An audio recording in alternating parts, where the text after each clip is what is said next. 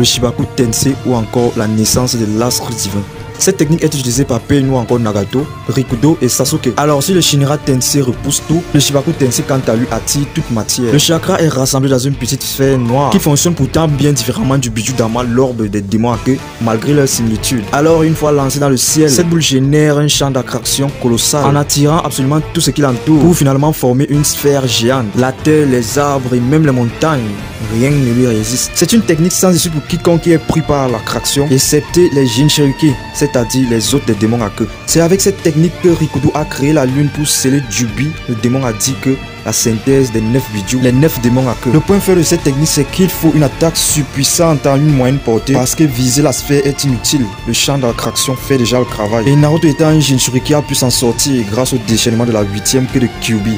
Le Futon Rasen Shuriken ou encore l'orbe Shuriken de Naruto Uzumaki. Technique développée par Naruto à l'issue d'un entraînement acharné supervisé par Kakashi et Yamato. Alors Naruto fusionne Rasengan classique avec un élément Futon lui donnant la forme d'un Shuriken. Ce Futon est en réalité le puzzle manquant au Rasengan. La technique créée par son père Minato Namikaze, le 4e Hokage, que même lui n'a pas pu compléter. Mais Naruto quant à lui y arrivera grâce à 2 clones. Un pour générer le Rasengan et l'autre pour y ajouter l'élément Futon. Cette technique est mortel à bout portant, taillant l'adversaire jusqu'au niveau cellulaire. Au début, cette technique était exclusivement destinée au corps à corps. Mais grâce à la maîtrise de Senjutsu, cette technique pourra être utilisée dans un combat à distance. Plus tard, grâce au contrôle du chakra de Kyuubi, Naruto n'aura même plus besoin de clones, car il peut générer des bras de chakra qui feront le travail habituel. En ce qui concerne les points faibles de cette technique, il existe 2 moyens de la stopper. Premièrement, générer une armure de Raiton impénétrable à l'image du 3e Raikage, ou alors absorber la technique comme le ferait un possesseur du Rinnegan. À défaut de ces 2 moyens de défense, vaut mieux être extrêmement agile.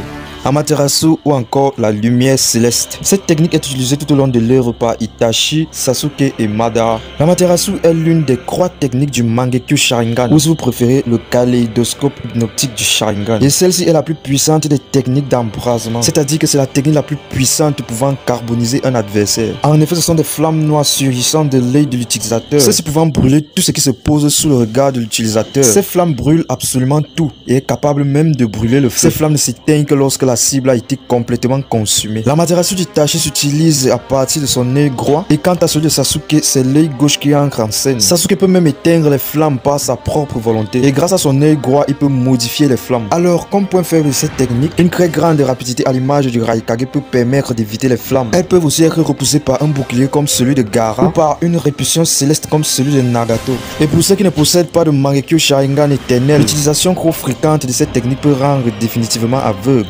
Gedomazo, la statue du grand démon Erisia. Les utilisateurs de cette technique sont Nagato, Obito et Rikudo. Parmi toutes les invocations que compte l'univers Naruto, c'est celle-ci qui est de loin la plus puissante. Cette créature est représentée comme étant l'outil d'extraction des bijoux. La puissance est telle qu'elle entraîne immédiatement la mort de l'autre de manière inéluctable. Sauf pour Kushina grâce à son sang de Uzumaki et le Gaara grâce à la réanimation de Grand-Mère Shio. Dans le passé, Nagato l'avait invoqué afin de se tirer de l'embuscade tendue par les ninjas du village d'Ame. À part ces derniers, tous les autres ninjas mourus, leur âme étant absorbée par les 9 dragons de cette créature. C'était peu après qu'il se soit implanté dans son propre corps des bâtons noirs récepteurs de chakra qui provenaient de la statue tout en sacrifiant par la même occasion une partie de son énergie physique, ce qui explique pourquoi il n'avait plus que la peau sur les os. Le vieux Madara à une époque s'est servi de la statue pour alimenter son propre corps. S'il ne l'avait pas fait, il serait mort instantanément. Le Gedo possède en lui le chakra de tous les bijoux, mais pas en leur totalité. Mais cela suffira tout de même à ressusciter une créature ancestrale, le Jubi, symbole de tous les démons à queue. Le Gedomazo ne possède pas vraiment de point faible. Même l'intervention simultanée de Naruto, Bi, Kakashi et Gai n'ont fait que les gratigner. Izanagi, technique utilisée par Danzo, Rikudo et Obito. C'est une technique du clan Uchiwa, figurant parmi les plus dangereuses de tout le manga. C'est un jutsu qui permet de transcender la frontière entre le réel et l'imaginaire, permet ainsi d'avoir le total contrôle de son destin. En clair, aussi longtemps que Izanagi fait effet, l'utilisateur n'a plus rien à craindre des attaques physiques, que celles-ci soient mortelles ou non. Seuls ceux dont le sang des Uchiwa et les Senju coulant dans leurs veines peuvent utiliser cette technique. Le Rikudo Sennin, père de ces 2 clans et père de la caste Shinobi, utilisa cette technique pour créer à partir de Jubi des formes de vie multiples nées de son imaginaire qui deviendront les 9 bijou ou encore les 9 démons à queue. Danzo possède d'une dizaine de Sharingan et Obito Uchiwa qui possèdent tous 2 des cellules d'Hashirama, le premier Hokage, peuvent également utiliser cette technique, mais leur usage est bien inférieur à celle du Rikudo Sennin. Alors l'avantage de cette technique, en plus de ne pas pouvoir mourir pendant son utilisation, c'est justement de pouvoir rendre n'importe quel coup. Bien que les blessures d'utilisateur ne sont pas réelles, les dégâts qu'il inflige à sa victime sont bel et bien réels. Mais en revanche, le temps d'utilisation de cette technique est assez court. Danzo, qui s'est fait greffer une dizaine de Sharingan sur son bras droit, a pu largement prolonger l'usage de la technique. Et quant à Obito Uchiwa, il a utilisé cette technique face à Conan parce que c'était son dernier recours. Alors, le point faible de cette technique est tout simplement que cette technique fait perdre définitivement l'usage de l'œil utilisé. L'Izanagi est sans aucun doute une technique à utiliser en dernier recours lorsque le sort de l'utilisateur est déjà scellé en défaveur sans que celui-ci ne puisse riposter. La seule technique qui peut la concrétiser, c'est sa sœur jumelle Izanami qui piège l'adversaire dans une boucle infinie afin de le forcer d'accepter qui il est vraiment. Shiki Fujin, l'emprisonnement des morts. Les deux shinobi avoir utilisé cette technique dans leur sont Hirozen Saotobi et Minato Namikaze. Cette technique est certainement la technique la plus dangereuse pour l'utilisateur parce que quelle que soit son issue, l'âme de l'utilisateur ainsi que celle de la victime finiront dans l'estomac du Shinigami. C'est ainsi que Hirozen, le troisième Hokage, a pu sceller les âmes de Hashirama, premier Hokage,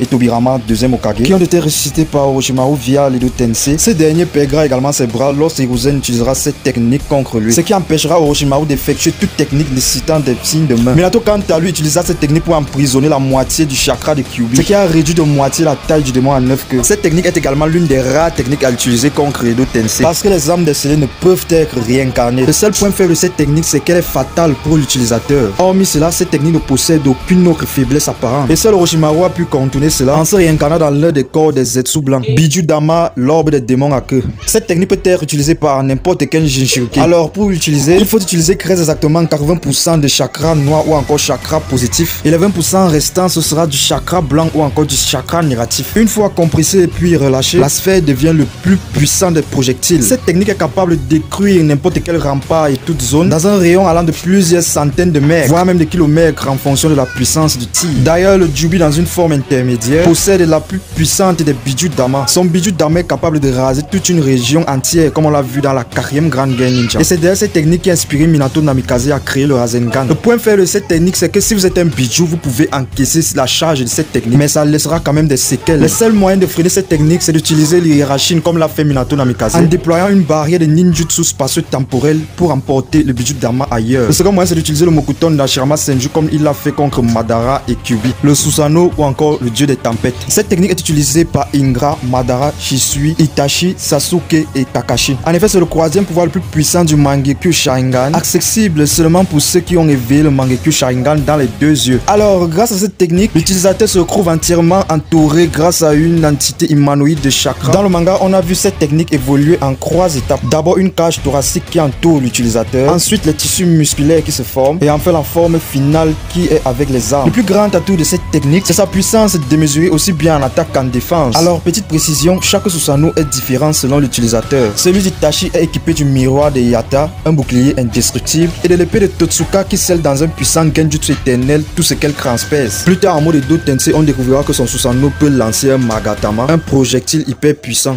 Le Susanoo de Sasuke, quant à lui, est équipé d'un arc permettant de tirer des projectiles mortels et hyper rapides. C'est grâce à Susanoo qu'il a pu tenir face au Raikage, au Mizukage et au Kazekage. Et lorsque son Susanoo atteint la forme parfaite, sa puissance est tout juste colossale. Dans cette forme, la puissance du Susanoo atteint son paroxysme. En ce qui concerne le Susanoo de Madara, celui-ci possède des épées et n'est pas très différent d'un samouraï. Sa puissance est tellement colossale qu'un seul coup d'épée suffit pour découper des montagnes. Et dans le flashback de son combat contre Hashirama, il a pu se servir de son Susanoo comme armure pour Kyuubi. Mais néanmoins, le Susanoo possède deux faiblesses. Premièrement, une attaque aussi puissante qu'un Biju Dama peut suffire à causer des dégâts à la défense du Susanoo. Deuxièmement, il faut déloger l'utilisateur de son Susanoo, ce qui fera en sorte que l'utilisateur du Susanoo devienne vulnérable à toute attaque parce qu'il ne sera plus entouré de son Susanoo qu'il procurait une défense ultime. Hiraishin, le vol du dieu de la fougue. Cette technique est utilisée par Minato et Tobirama. C'est une technique à la fois de déplacement instantané et de l'espace-temps. De ce fait, l'utilisateur peut se déplacer à des endroits où on est posé au préalable des sauts spécifiques. Minato l'applique sur des kunai de sa création pour marquer instantanément des points de réapparition. Cette technique s'applique aussi sur des objets et des personnes. Minato a été capable de sauver le village de Konoha de la description d'un Biju Dama de Kyuubi en plaçant une barrière spatio-temporelle afin de téléporter le Biju Dama dans une autre zone. Et comme si cela ne suffisait pas, il a même été capable de téléporter Kyuubi lui-même. Ainsi donc, cette technique a forgé la réputation du Yondaime et lui donnant le surnom d'éclair jaune de Konoha. Alors, petite précision, cette technique a été autrefois créée par le deuxième Hokage, Tobirama Senju. D'ailleurs, dans le chapitre 641, ces deux-là qui ont été ressuscités grâce à l'Edo Tensei vont mettre les deux maîtrises du Hiraishin en fusion. Cette fusion va donner naissance à une nouvelle technique appelée l'échange simultané. En effet, pour ce faire, celle-ci comporte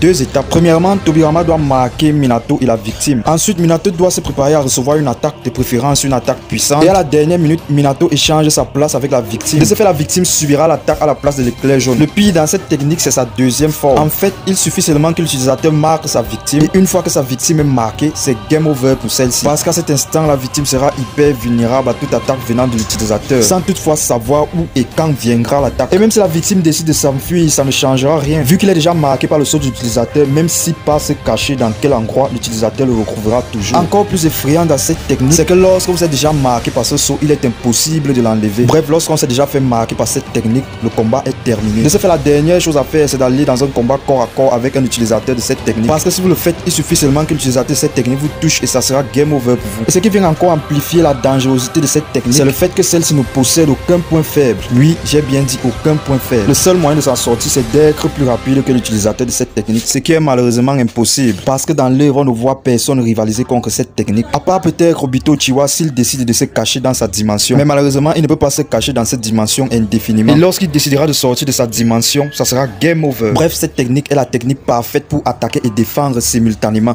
parce que celle-ci vous rend quasiment insaisissable. L'Edo Tensei, la réincarnation des âmes. Cette technique est utilisée dans l'œuvre par Tobirama, Orochimaru et Kabuto. En effet, cette technique est la plus puissante des techniques d'invocation. Autrefois créée par Tobirama, le deuxième Hokage, Orochimaru complétera cette technique bien plus tard. Et c'est finalement Kabuto qui l'exploitera à son maximum. Alors les conditions d'utilisation de cette technique sont les suivantes. D'abord, se procurer des données génétiques de la personne à ressusciter, c'est-à-dire de l'ADN, du sang ou alors un organe. Et ensuite que l'âme de la personne à ressusciter soit obligatoirement dans l'au-delà. Ce qui exclut donc toutes les personnes scellées par le Shiki Fujin. Pour terminer, le sacrifice d'un corps vivant est requis pour procéder au rituel. Alors dès que tout cela sera fait, l'invoqué apparaîtra tel comme il était de son vivant, mis à part que le blanc de ses yeux deviendra tout noir. À l'instant précis où l'utilisateur place un kunai muni d'un talisman spécial dans le crâne de l'invoqué, celui-ci demeure donc sous le contrôle total de l'invocateur. Et ce dernier récupérera toutes ses aptitudes spéciales et ses techniques qu'il utilisait de son vivant. Alors l'avantage de cette technique, c'est que le ressuscité n'a plus rien à craindre des attaques physiques aussi puissantes qu'elles soient. Même si celui-ci explose, il se reconstituera au bout de quelques temps. Alors le point faible de cette technique, c'est de forcer l'utilisateur à annuler la technique via un puissant genjutsu. Par exemple, comme le fait Itachi contre Kabuto grâce à l'Izanami. Mais mis à part cela, cette technique est incontestablement la technique la plus puissante de toute l'œuvre. Une technique permettant de ramener les shinobi les plus puissants de tout le manga avec le pouvoir de tous les contrôler et qui en plus est sans risque pour l'utilisateur.